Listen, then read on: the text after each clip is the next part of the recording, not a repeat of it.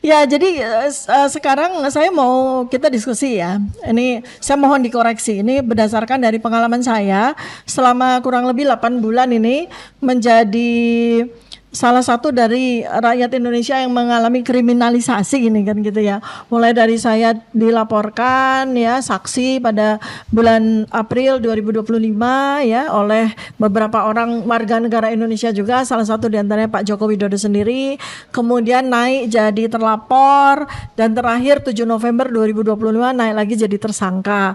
Ini beliau berdua ini yang mendampingi saya bersama dengan penasihat hukum yang lain. Nah, dari situlah belajar ya. Saya tuh belajar terkait ini, terutama hari ini adalah bagaimana sikap dan perilaku dari kepolisian. Ini saya bicara bukan institusi ya, tapi katakanlah individu per individu yang kebetulan saya dengarkan videonya, saya simak narasinya, saya berinteraksi juga dengan mereka gitu. Jadi ini saya kembali bicara bukan institusi kepolisian, tetapi polisi sebagai individu-individu dalam kesempatan yang terbatas adalah subjek-subjek yang saya temui, saya dengarkan, ya saya perhatikan dan sebagainya. Jadi selama 8 bulan ini saya lihat mulai dari munculnya satu faksi aja, satu faksi kepolisian gitu ya, satu faksi yang menyatakan bahwa kami ini melanggar pidana. Karena itu maka laporan polisinya jadi maju, jadi naik ya. Kalau kami dianggap laporan polisi itu tidak sah gitu ya, ya tentu saja kan kasus itu tidak naik kan selama 8 bulan sampai kami jadi tersangka. Tapi terlihat bahwa polisi sepakat bahwa laporan polisi dari Pak Joko Widodo maupun dari 4 termul ya itu layak untuk, nah artinya kan di situ. Tapi kemudian along the way gitu ya, selama 8 bulan kami berkali-kali maju ke pemeriksaan, kemudian kami bertiga, Roy, Rismon, saya, Dr. Tifa juga jadi ahli dalam gelar perkara khusus. Kemudian kemarin kami dihadirkan lagi kali ini dalam gelar perkara khusus yang kedua 15 Desember 2025 sebagai tersangka gitu ya. Itu tuh menjadikan naluri saya sebagai peneliti melihat bahwa dari satu faksi di bulan April 2025, 8 bulan kemudian jadi muncul 3 faksi nih gitu ya. Ya ini saya merangkum ini juga dari banyak kajian, banyak pendapat dari para ahli, para tokoh juga ya. Nah secara mudah gitu ya, secara mudah ini saya sebut aja faksi pertama nih oknum polisi termul gitu ya, yang kiblatnya masih kepada Raja Solo ya kan, Raja Jawa kata Bapak nih, Raja Jawa yang masih terlilit, terperangkap dengan masa lalu, dengan apalah gitu ya. Dan sehingga apa, loyalitas personalnya itu lebih tinggi daripada loyalitas terhadap konstitusi. Kemudian ketakutannya lebih dominan daripada hal-hal yang bersifat penegakan hukum gitu kan. Ya contohnya seperti kami, udah jelas dari sejak awal kami katakan, penasihat hukum katakan bahwa ini tuh nggak layak untuk maju. Laporan polisi ini nggak layak, nggak ada unsur-unsur yang membuat kami bisa terpidana, tapi nyatanya itu. Nah, barangkali disitulah sebenarnya saya membuat sebuah hipotesis bahwa ada memang kelompok polisi termul gitu. Nah, ini juga diperkuat, diamplifikasi juga dengan para tokoh-tokoh yang lain, ya kan, seperti itu. Jadi perintah-perintah yang diberikan oleh Raja Jawa ini adalah sebuah perintah informal karena faktual kan dia sudah tidak menjadi presiden, itu dianggap lebih sakral daripada prosedur-prosedur resmi. Sehingga kemudian ya inilah ya yang saya sebut kategori pertama. Kemudian ini bahaya nih kalau enggak kemudian qadarullah ya muncul faksi yang kedua ya, yang mana ini kemudian juga diformalisasi dengan adanya reformasi ya terhadap kepolisian sendiri. Nah artinya memang kepolisian sendiri, pemerintah juga itu melihat bahwa gejala-gejala termulalisasi polisi ini bahaya gitu kalau nggak segera dilakukan reformasi gitu. Nah untuk itu maka kemudian muncullah faksi yang kedua, yaitu professional police ya, atau enlightened police. Jadi polisi yang profesional dan mendapatkan pencerahan ya dari berbagai macam pengalaman mereka. Jadi ini ada, faksi ini sudah muncul. Ya, faksi ini sudah muncul dan diam-diam mereka tuh bergerak juga di dalam kasus ijazah Joko Widodo yang kita menjadi tersangkanya ini ya. Mereka bekerja sesuai standar operasional prosedur, mereka menghormati hukum-hukum acara, mereka menjaga juga martabat dan profesionalitas dari dirinya. Dan faksi ini yang kemudian memunculkan sebuah gaung diam-diam dalam senyap bahwa memang ini ada sesuatu yang nggak beres gitu. Dan itu ya memang karena kekuatan kekuatannya mungkin belum cukup signifikan, sehingga mereka juga diam-diam. Tapi ya mereka adalah teman-teman diskusi kami RRT gitu kan ya, seperti itu.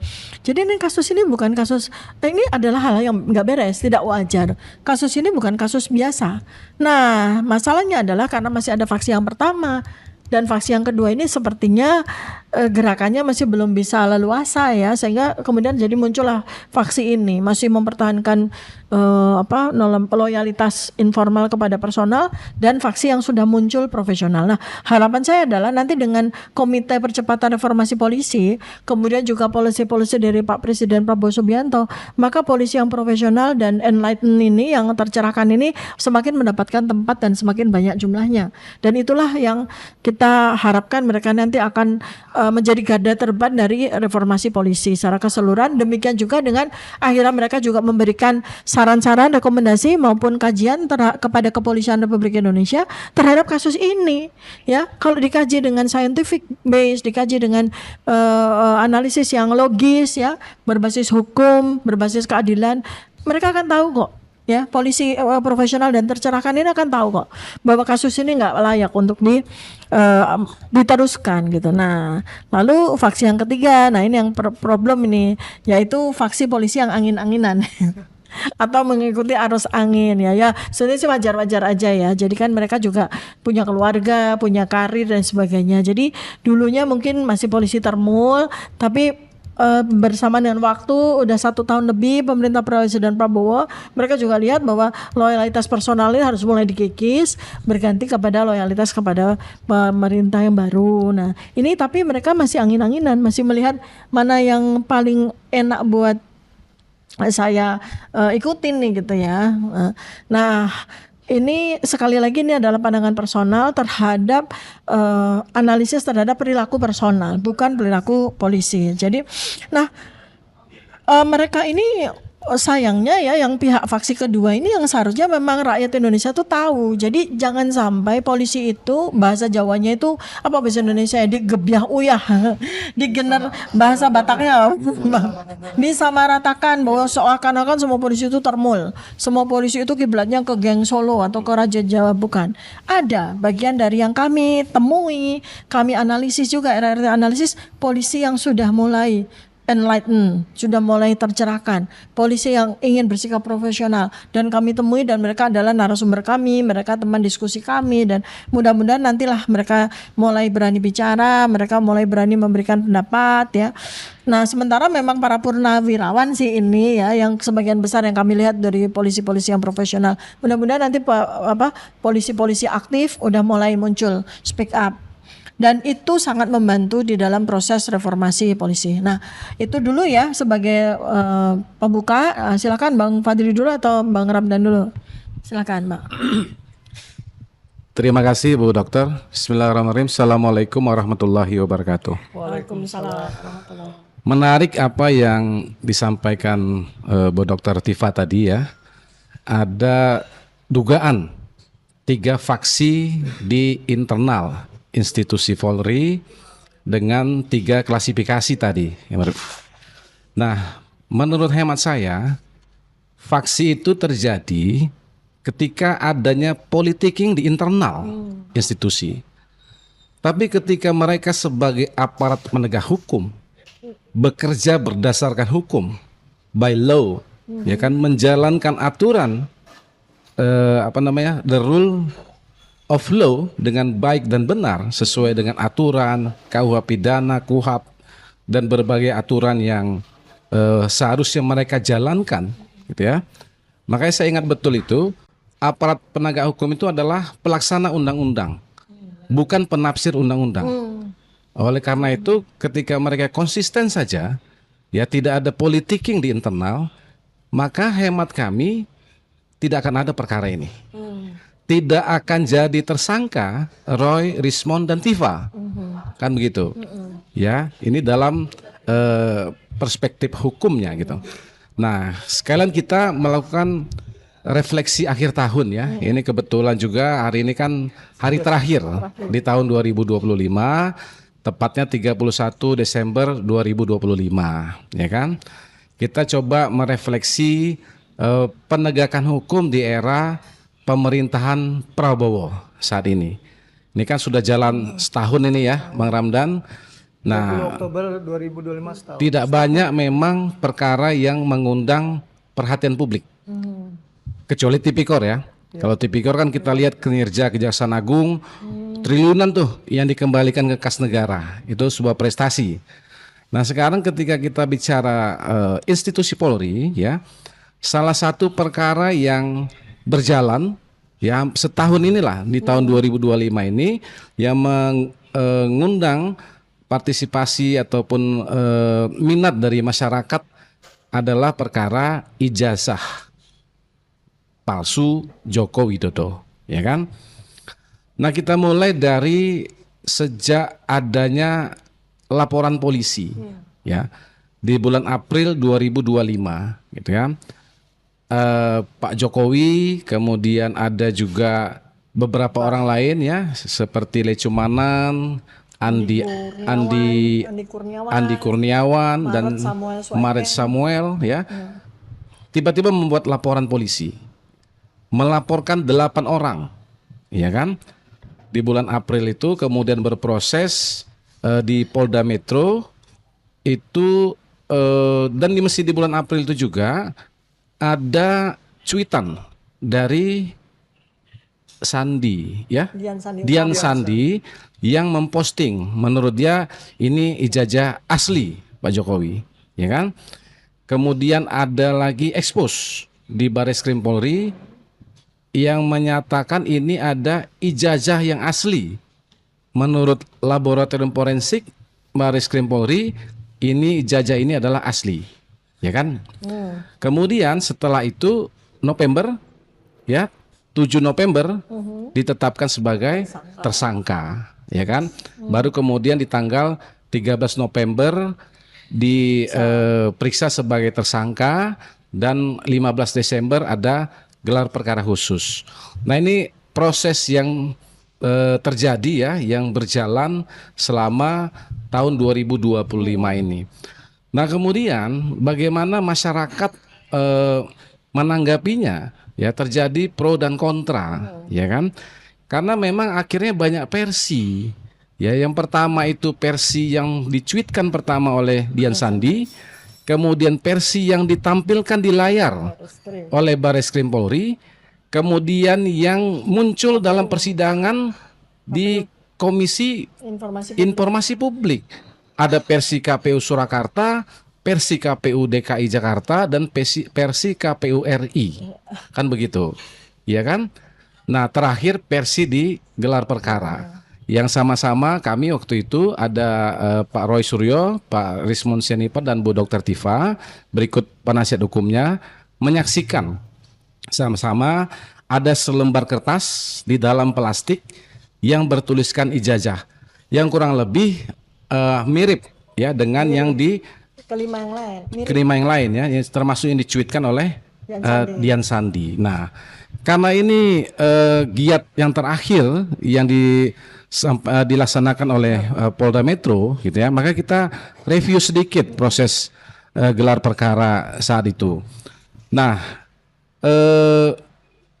Roy Suryo, Rismond, dan Dr. Tifa diberikan kesempatan ya menyampaikan kenapa sih bilang ini palsu, ya kan? Nah, disampaikanlah nih oleh Roy Suryo secara semangat berapi-api, lengkap dengan presentasinya berdasarkan keilmuan dia, yaitu telematika, ya kan? Nah, disampaikan, dipaparkan secara jelas di hadapan para penyidik. Ada dari Irwasum, Wasidik, kemudian Propam, ya, semuanya lengkap dengan ada juga Direktur Krimum ya Polda Metro. Giliran kedua itu Bang Rismond ya, Bung Rismond kedua ya. Nah, itu juga itu dia dikasih kesempatan buka laptopnya, ditampilkan di layar dengan berbagai tools yang dia miliki. Berdasarkan digital forensiknya, dia menganalisis bukan hanya ijazah, tapi juga lembar disposisi persetujuan skripsi, kemudian lembar pengajuan SKS, kemudian lembar pengajuan bukan lembar nilai, apa itu namanya? Transkrip nilai. Transkrip nilai. KHS. Ya kan, transkrip nilai semua dia ulas. Ya kan? Dengan keilmuannya di digital forensik, dengan tools alat yang dia punya, gitu kan? Dengan itulah dia berkeyakinan bahwa ijazah yang muncul di publik itu 99,9% palsu. Kan begitu, ya kan? Nah, kemudian Bu Dr. Tifa menyampaikan paparannya berdasarkan pendekatan neuroscience atau neuropolitika. Bagaimana perilaku manusia dikaitkan dengan otak, cara berpikir, ya kan? Kemudian perilaku hari-harinya lah ya, dilihat dari keilmuan neuroscience tadi. Nah, paparan ketiga orang ini itu diperkuat oleh ahli. Yang pertama Profesor Tono Saksono, yang kedua Dr. Ridho Rahmadi, gitu.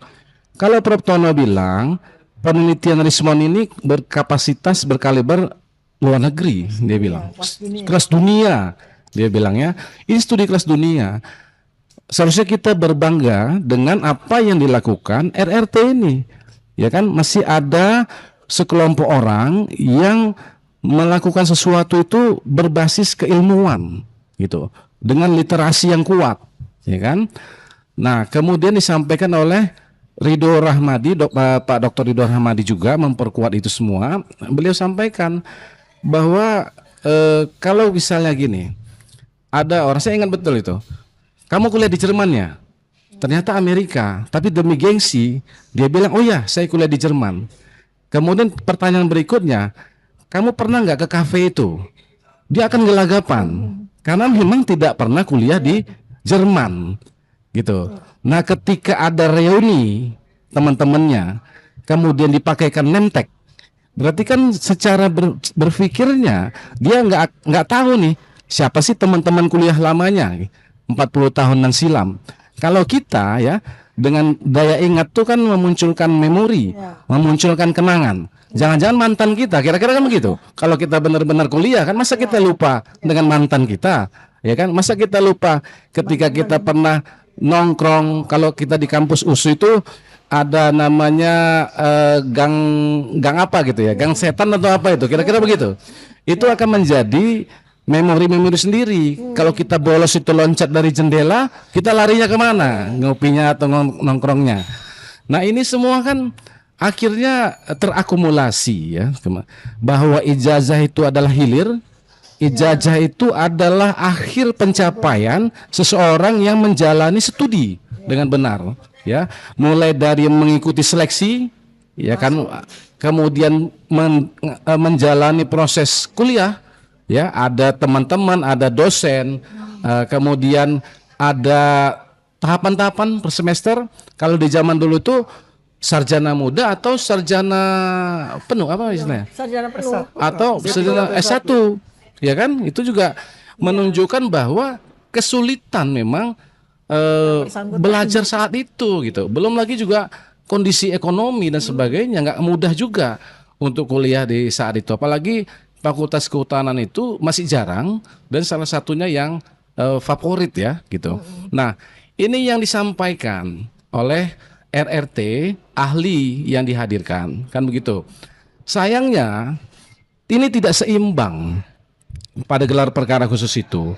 Pelapor tidak juga menghadirkan ahli. Harusnya kan seimbang. Kalau mereka bilang klaim itu asli, maka buktikanlah secara ilmiah, secara saintifik, secara akademik.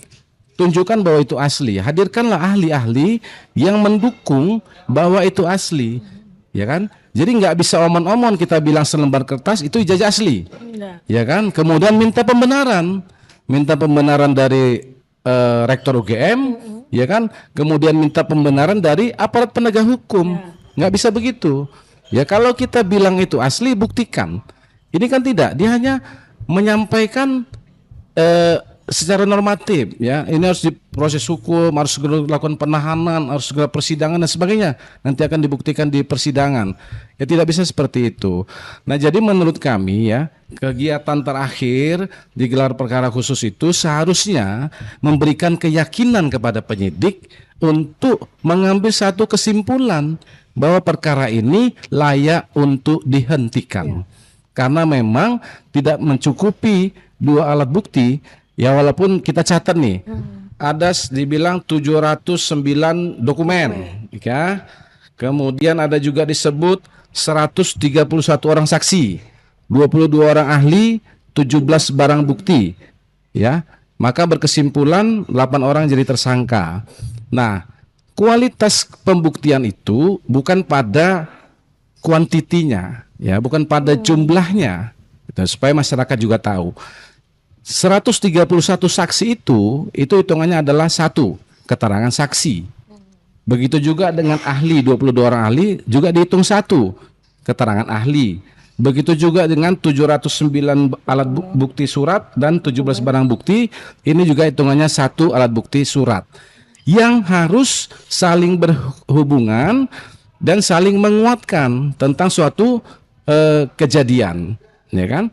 Nah ini yang sebenarnya mau setelah ini nanti ya tim RRT akan melakukan investigasi ya, investigasi terhadap mana sih barang-barang bukti yang katanya mendukung ijazah ini, yang kita minta dari hulu ke hilir supaya diungkap, kan begitu?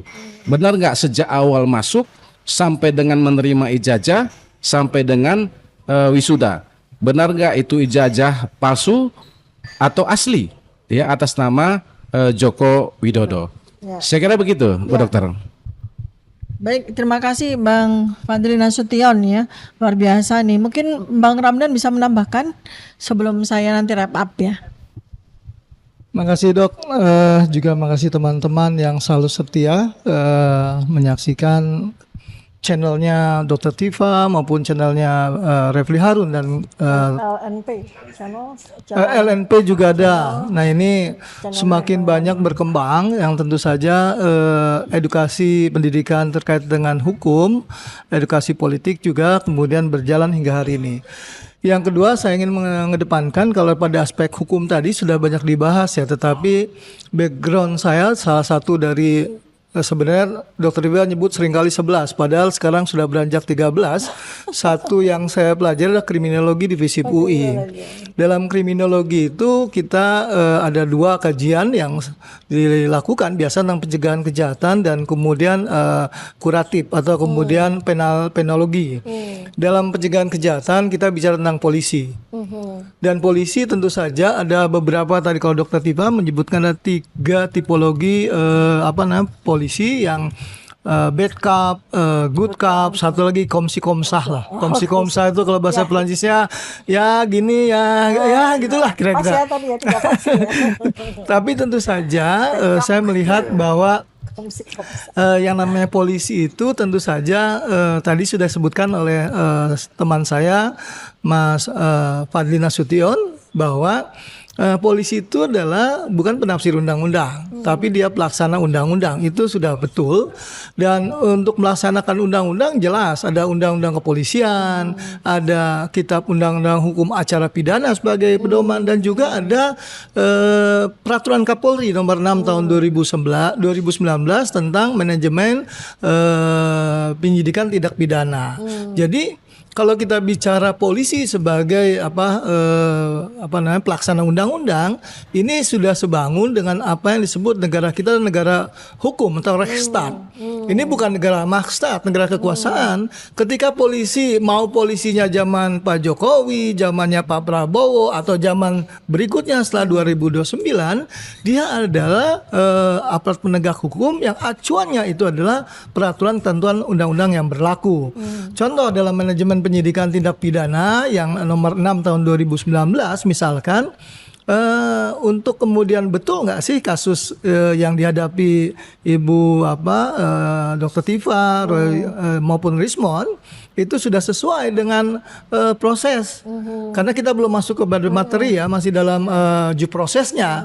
Pertama, ada satu hal yang perlu kita pertanyakan, kenapa kemudian kok penyidik yang awalnya memanggil Dr. Tifa, kemudian Roy Suryo dan mungkin Rismon sebagai saksi, kok tiba-tiba pada fase berikutnya itu menjadi justru tersangka. Padahal dia menjadi ahli kan, dipanggil untuk itu. Apakah kemudian ahli, jangan-jangan besok semua ahli dikriminalisasi menjadi kemudian tersangka. Apakah proses ini sudah benar? Makanya kemudian muncul DUMAS, pengaduan masyarakat. Pertama, bisa saja melakukan pra-peradilan. Teman-teman lagi mengkaji itu ya, Dok ya, Mas Fadli ya, terkait dengan potensi melakukan pra-peradilan karena ada KUHP dan KUHAP yang baru nantinya. Yang kedua tentu saja pengaduan masyarakat yang kemarin memunculkan gelar perkara khusus. Gelar perkara khusus ketika ada pengaduan masyarakat tentu saja harus dilihat kembali. Misalkan tadi dilihat kembali di mana? Kalau namanya polisi masyarakat, pasti dia membutuhkan, kalau di bahasa Jepangnya koban. Di pihak kepolisian tuh teman-teman PTIK maupun yang sekolah berikutnya pasti tahu tentang polisi masyarakat atau koban. Polisi masyarakat itu dia seperti masyarakat biasa, dia berkeliling. Padahal polisi, karena gini, mau berapa banyak pun polisi tanpa kemudian partisipasi masyarakat, maka ya kejahatan akan semakin banyak. Banyak orang-orang baik tidak mau turut kayak Roy Suryo, Rismon, atau Dr. Tifa mau mengungkapkan fakta kebenaran tentang yang terjadi, maka ya potensinya adalah ya tidak bisa polisi sendirian mengungkapkan fakta-fakta yang terjadi di masyarakat. Jadi saya kembali pada polisi masyarakat itu membutuhkan masukan masyarakat. Nah, masukan masyarakat itu macam-macam. Ada kemudian tadi DUMAS, ada kemudian dari akademisi, ada kemudian bisa saja CCTV, bisa juga dari universitas, di mana menurut saya semua yang harus didapatkan oleh polisi itu datanya harus valid.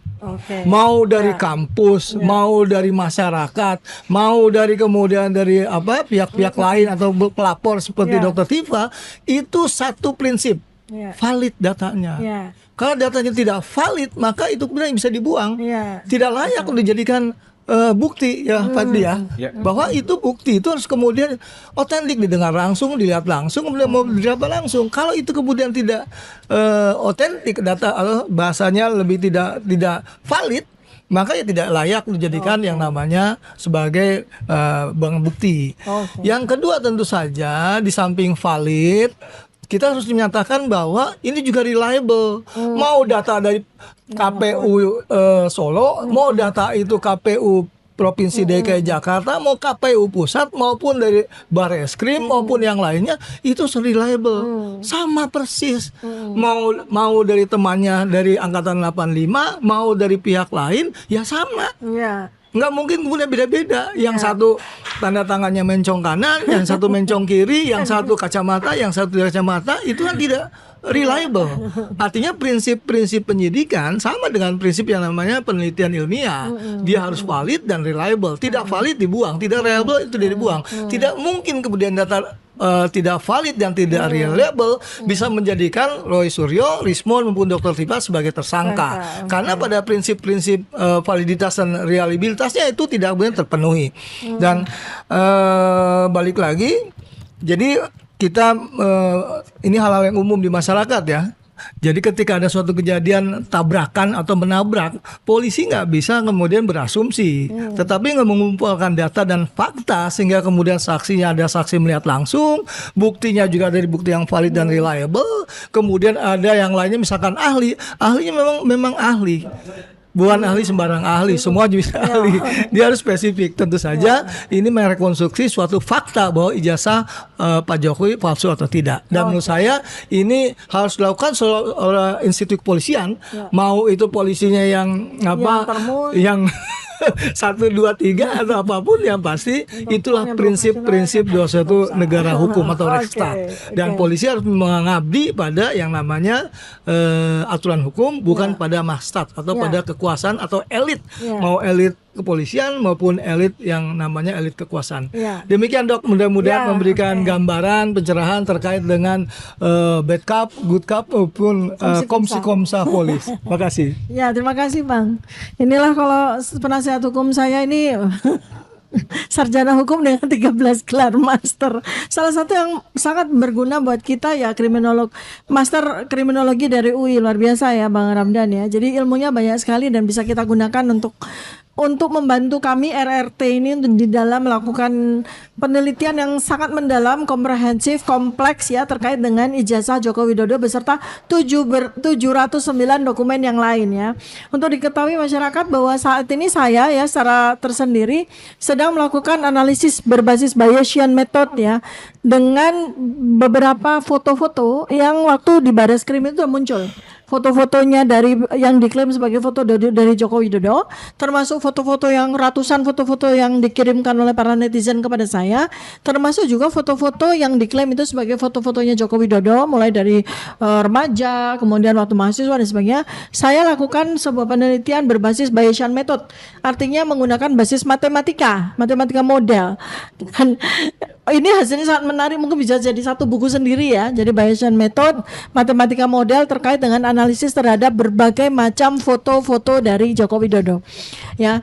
Nah, dan mengapa saya pentingkan? Karena ini juga bagian dari 709 dokumen itu, Bang Randa, Bang Fadli. Maka perlu saya lakukan penelitian. Dan seperti kata Dr. Ridho Rahmadi, matematika itu nggak bisa bohong. Ya, makanya saya pakai Bayesian, makanya saya pakai model matematika.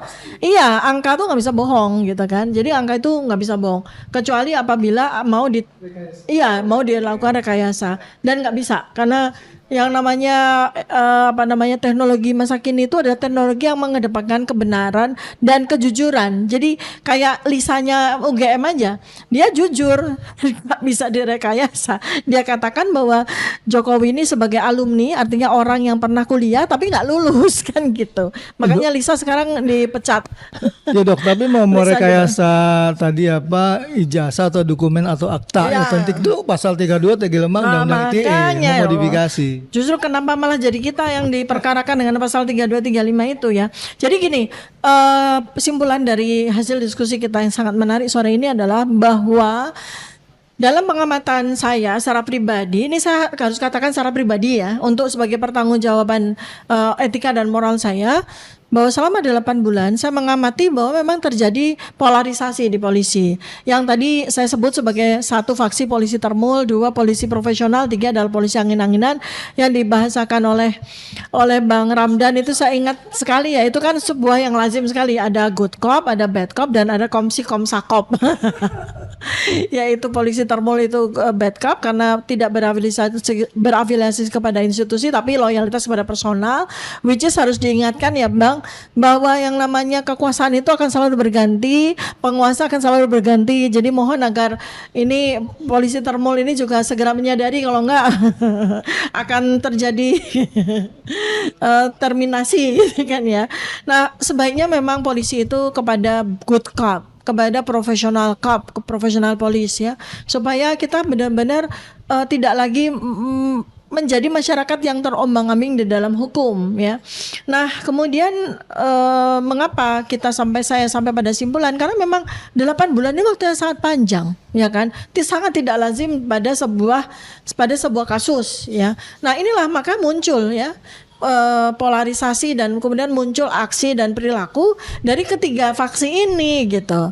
Nah, ini yang nanti akan kita dalami lagi ya dalam berbagai diskusi berikutnya ya Bang Fadli, Bang Ramdan. Terima kasih banyak semuanya. Mudah-mudahan apa yang kita sampaikan pada hari ini bermanfaat bagi seluruh sahabat-sahabat, saudara-saudara sebangsa dan setanah ini. Billahi taufik wal hidayah. Wassalamualaikum warahmatullahi wabarakatuh.